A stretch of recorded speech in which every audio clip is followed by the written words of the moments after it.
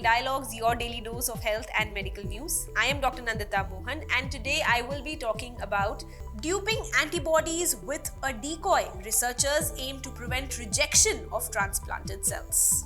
Now, the researchers at the UCSF have developed a novel, potentially life-saving approach that may prevent antibodies from triggering immune rejection of engineered therapeutic and transplant cells.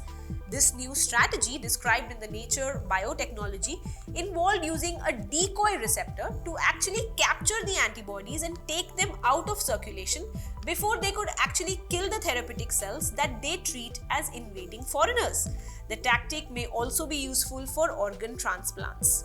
The most celebrated cellular therapies are the chimeric antigen receptor T-cell therapies. So these CAR T therapies are often used to successfully treat specific forms of lymphomas, a type of often deadly type of cancer. But deploying them against solid tumors has proved much more difficult.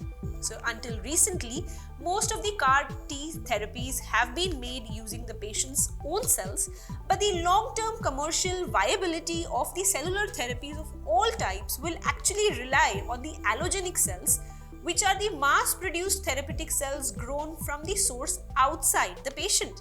The researchers genetically engineered three types of cells, the first being the insulin-producing pancreatic islet cells, the thyroid cells, and the CAR T cells, so that each type made and displayed large numbers of a protein called the CD64 on their surfaces.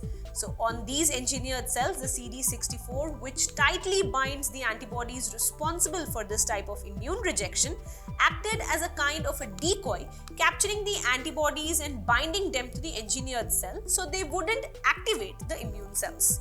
While such cells are biologically sophisticated, they can also be expensive and hard to manufacture. So this would make treatment with cellular therapies cheaper and more accessible, putting them with reach for many more patients. That's all for today. Stay tuned to Medical Dialogues for latest updates. Never miss a medical update from Medical Dialogues. Like, subscribe, and press the bell icon.